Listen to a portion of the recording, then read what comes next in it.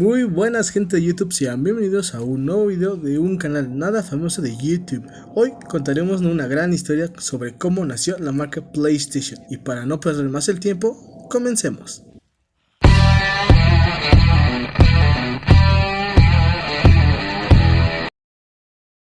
Para comprender con más facilidad la historia, primero tendremos que hablar de otra compañía, la cual es Nintendo. Era el año de 1988 cuando Nintendo sacó a la venta su nueva consola, la Super Nintendo, y para ello trabajó con nada más y nada menos que con Sony, quien les ayudó a desarrollar un chip de audio para su consola. El encargado de este proyecto fue un ingeniero de Sony llamado Ken Kutaragi, el cual pertenecía a la división de audio. Pero Kutaragi estaba trabajando escondidos de Sony para la creación de una consola y puso todo su conocimiento que había adquirido en el chip que estaban desarrollando para Nintendo. Los altos mandos de Sony querían despedir a Kutaragi después de saberlo, pero para su suerte el presidente de Sony en ese entonces, Norio Oga, protegió a Kutaragi y no solo eso, sino que comenzó a ver a los videojuegos como un buen mercado. Y en Nintendo querían seguir mejorando su consola, y para ello volvieron a llamar a Sony, que ahora con los planes de querer entrar al mundo de los videojuegos no se les hizo difícil llegar a un acuerdo a ambas partes. Nintendo quería crear un accesorio que fuera capaz de leer discos, entonces hizo un contrato con Sony para que desarrollaran ese accesorio. En el contrato, Sony especificó que tendría todos los derechos de lo que estaban creando, cosa que aunque aceptó Nintendo no le gustó después de un tiempo, pues Nintendo estaba pagando todo lo que era necesario para el proyecto y la mayoría de los derechos serían de Sony. Nintendo y Sony ya habían trabajado antes con Sony desarrollando un chip de audio para la Super Nintendo. En el contrato, Sony especificaba que se quedaría con todos los derechos de este mismo chip y Nintendo también había pagado todo el desarrollo del chip. Por ese motivo, el presidente de Nintendo en ese entonces, Hiroshi Yamauchi, decidió hacer un nuevo acuerdo, pero esta vez con el mayor enemigo de Sony en ese entonces, Philips. Todo eso a espaldas de Sony. Philips aceptó con la condición de que pudieran hacer juegos con los personajes de Nintendo, pues Philips en ese entonces también había sacado su propia consola de videojuegos, la CDI, y aprovechó para poder sacar varios juegos de los personajes más icónicos de Nintendo, pero para su suerte no fueron tan icónicos.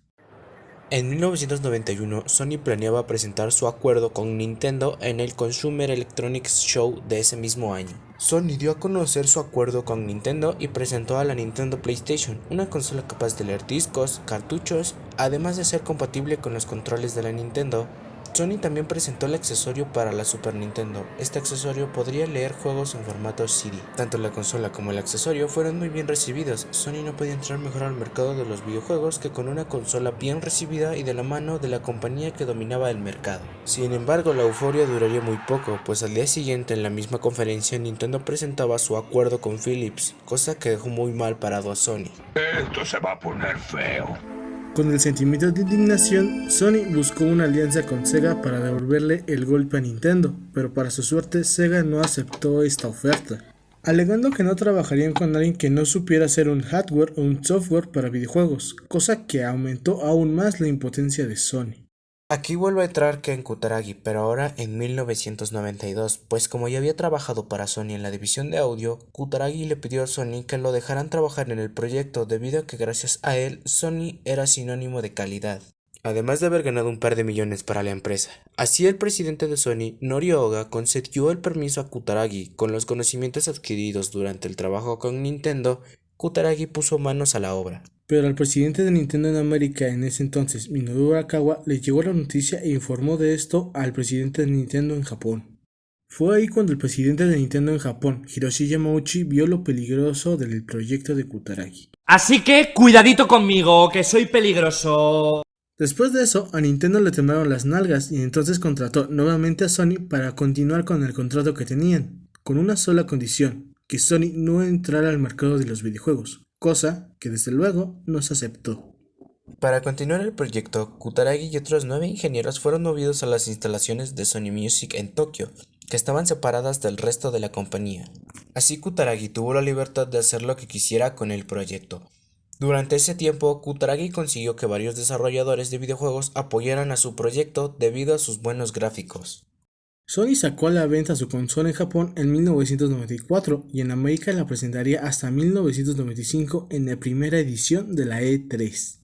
Pero Sega, quien también estaba por sacar su nueva consola, consideró un problema que Sony sacara la suya antes que ellos, así que trabajaron a marchas forzadas para poder adelantarse a Sony. Fue así que Sega presentó en la E3 del 1995 la Sega Saturn con un precio de $399. Pero después llegó el turno de Sony, que presentó con mucho orgullo su PlayStation. Durante la conferencia ocurrió uno de los momentos más grandes de la historia de las consolas, pues el presentador, en vez de hacer una presentación de la consola, solo dijo 299, dando una patada de culo a Sega, pues su consola costaba $100 más, aparte de que en gráficos era muy inferior a la PlayStation de Sony. La PlayStation salió a la venta el sábado 9 de septiembre de 1995 y el 29 de ese mismo en Europa. Y fue todo un éxito en ventas, pues contaba con un procesador de 32 bits y contaba con un lector de discos, cosa que fue una gran ventaja, pues los discos tenían mucho más almacenamiento y su producción era más barata que los cartuchos en esa época. PlayStation también destacó gracias a la implementación de los memory cards, un tipo de cartas electrónicas donde podrías guardar tu progreso, además del nuevo diseño del control que era mejor que los controles de otras consolas. Por si fuera poco, algunas consolas venían con un juego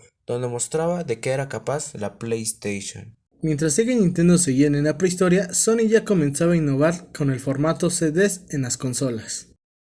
Algunas desarrolladoras comenzaron a apoyar más a Sony, debido a que era más barato hacer juegos en CDs que en cartuchos, por lo que Sony se vio muy beneficiado en esto. Después de esto, Sony logró algo que ni Sega ni Nintendo jamás hubiesen logrado en su historia, pues Sony fue la primera empresa en llegar a vender más de 100 millones de unidades de una consola. Sin duda alguna, un gran madrazo que ni Sega ni Nintendo podrían soportar. Al fin, Sony estaba tomando venganza de la traición de Nintendo y el humillante rechazo por parte de Sega. Y así fue como la PlayStation nació y cambió el mercado de los videojuegos como se conocía, pues apenas con su primer consola, Sony puso en 4 a Sega y Nintendo. Solo ahí se dieron cuenta de lo que Sony era capaz de hacer. Pues tanto Sega como Nintendo se siguen poniendo pomada por haber creado a su peor enemigo y pesadilla que sigue pasando factura hasta hoy día. Muchas gracias por habernos acompañado en la masacre de hoy. Que pare esta maldita masacre, ¿no? ¿Dónde verga me vine a meter, güey? Esperamos sus opiniones en la caja de comentarios y no olvides dejar ese poderoso like. Una jugosa suscripción y no olvides activar la campanita de notificaciones para que te avise cada que hay un video sabrosito. Nos vemos en el próximo video. Lo hizo mierda, mis hermanos.